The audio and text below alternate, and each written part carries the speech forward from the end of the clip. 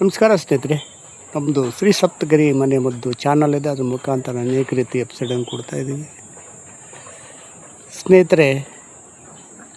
April, May, June, July, August, September ತನಕ ನಾವು ಈ ಮಾವಿನ ಹಣ್ಣು, ಮಾವಿನಕಾಯಿನ ಸೇವನೆ ಮಾಡಬಹುದು. ಅನ್ಸೀಸನಲ್ಲಿ ತಿನ್ನಬಾರದು. ಈಗ ಸೀಸನ್ನು, ಈಗ ತಿನ್ನಬಹುದು, ಆದರೆ ಅತಿ ಹೆಚ್ಚಲ್ಲ,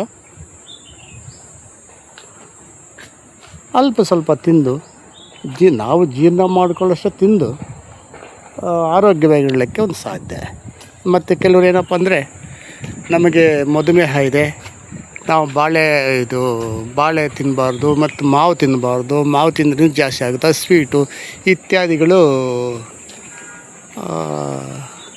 ಏನೇನೋ ಬರ್ತವೆ ಕೆಲವರು. ಆದರೆ ಸೀಸ್ನಲ್ ಫ್ರೂಟ್ ಏನು ತಿಂದರೂ ಯಾವುದೂ ರೈಸ್ ಆಗಲ್ಲ. ಈ ಸೀಸ್ನಲ್ ಫ್ರೂಟ್ ತಿನ್ನೋದ್ರಿಂದ ಅದರಲ್ಲಿರುವಂತಹ ಅಂಶ ನಮ್ಮ ದೇಹಕ್ಕೆ ಹೋದಾಗ ಆ ಕಾಯಿಲೆಗಳನ್ನು ತಡೀತದೆ. ಆ ಕಾಯಿಲೆ ತಡೆದಾಗ ಏನಾಗುತ್ತೆ, ನಮಗೆ ಆ ಕಾಯಿಲೆಗಳು ಮುಂದೆ ಉದ್ಭವ ಆಗೋದಿಲ್ಲ. ಆದ್ದರಿಂದ ಈ ಮಾವಿನ ನೋಡಿ, ಈ ಸೀಸನಲ್ಲೇನೋ ಸಿಕ್ತೋ ಮಾವು ತಿಂತೀವಿ, ಮತ್ತು ಅನ್ಸೀಸನ್ ಏನು ಮಾಡೋದು, ಎಲೆ ಇದೆಯಲ್ಲ, ಈ ಒಂದು ಎಲೆನ ಒಂದು 5-6 ಎಲೆನ ಹತ್ತಿರಲಿ 5-6 ಎಲೆನ ಕಿತ್ಕೊಂಡು ಚೆನ್ನಾಗಿ ತೊಳೆದುಬಿಟ್ಟು ಒಂದು ತಾಮ್ರದ ಪಾತ್ರೆ ಆಗಲಿ ಅಥವಾ ಗ್ಲಾಸ್ ಪಾತ್ರೆ ಆಗಲಿ, ಸ್ಟೀಲ್ ಪಾತ್ರೆ ಯಾವುದೋ ಲಭ್ಯ ಇದೆ, ಅದನ್ನು 1 ಲೀಟ್ರ್ ಕೆಪಾಸಿಟಿ ಇರತಕ್ಕಂತಹ ಒಂದು ಪಾತ್ರೆಯಲ್ಲಿ ಹಾಕಿ ಡಿಪ್ ಮಾಡಿ ರಾತ್ರಿಯೆಲ್ಲ ಬಿಟ್ಟು ಬೆಳಗ್ಗೆ ಅದನ್ನು ಈ ಎಲೆಯನ್ನು ತೆಗೆದು ಆ ನೀರು ಸೇವನೆ ಮಾಡ್ತಾ ಬಂದರೆ ಯಾವ ಶುಗರು, ಯಾವ BP ಯಾವುದು ಬರೋಲ್ಲ.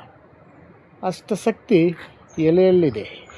ಈಗ ಸೀಸನ್ನು ಈ ಮಾವಿನ ಹಣ್ಣು, ಕಾಯಿ ಇದರಲ್ಲಿ ಇದು ಸೇವನೆ ಮಾಡೋದ್ರಿಂದ ಅದು ಲಭ್ಯವಿರ್ತದೆ. ಅದನ್ನು ನಾವು ಉಪಯೋಗಿಸ್ಕೊಳ್ಳೋದ್ರಿಂದ ನಮಗೆ ಅನೇಕ ರೀತಿಯ ಕಾಯಿಲೆಗಳು ಬರುವುದಿಲ್ಲ ಸ್ನೇಹಿತರೆ. ಅದನ್ನು ಬಿಟ್ಟು ಯಾರೋ ಹೇಳಿದ ಹಾಗೆ ನಾವು ಅದು ಇದಂತ ಸೇವನೆ ಮಾಡಬಾರ್ದು ಅಂತ ತಿಳ್ಕೊಬಾರ್ದು, ಸೇವನೆ ಮಾಡಬೇಕು. ಸೀಸ್ನಲ್ ಫ್ರೂಟ್ ಯಾವುದು ಬಿಡಬಾರ್ದು, ಸೀಸ್ನಲ್ಲಿ ಯಾವುದೇ ಆಗಲಿ ಬಿಡಬಾರ್ದು. ಅದು ಅನ್ಲಿಮಿಟೆಡ್ ಅಲ್ಲ, ಅಲ್ಲಿ ಲಿಮಿಟ್ ಇರಬೇಕು. ಅನ್ಲಿಮಿಟೆಡ್ ಸಖತ್ ತಿಂದು ಮತ್ತೊಂದು ಹಾಕೋದು, ಎಷ್ಟು ನಾವು ಜೀರ್ಣ ಮಾಡ್ಕೊತೀವೋ ಅಷ್ಟು ಸೇವನೆ ಮಾಡೋದ್ರಿಂದ ಒಳ್ಳೆಯದಾಗುತ್ತೆ ಸ್ನೇಹಿತರೆ. ಈ ಪ್ರಕೃತಿಯನ್ನು ನಾವು ನಮಗಿಷ್ಟು ಕೊಡ್ತಾಯಿದೆ ಪ್ರಕೃತಿ. ಆ ಪ್ರಕೃತಿ ನಾವು ಸಂರಕ್ಷಣೆ ಮಾಡಬೇಕು. ಗಿಡ, ಮರ, ಬಳ್ಳಿ ಇವೆಲ್ಲ ಸಂರಕ್ಷಣೆ ಮಾಡಿ ಅವುಗಳಿಂದ ಬರುವಂತಹ ಅನೇಕ ಇದನ್ನು ಸೇವನೆ ಮಾಡೋ ಒಳ್ಳೆಯದಾಗುತ್ತೆ. ನಮಸ್ಕಾರ. ಇದನ್ನು ನೋಡಿ ಲೈಕ್ ಮಾಡಿ, ಶೇರ್ ಮಾಡಿ, ಸಬ್ಸ್ಕ್ರೈಬ್ ಮಾಡಿ. ಎಲ್ರಿಗೂ ನಮಸ್ಕಾರ ಸ್ನೇಹಿತರೆ.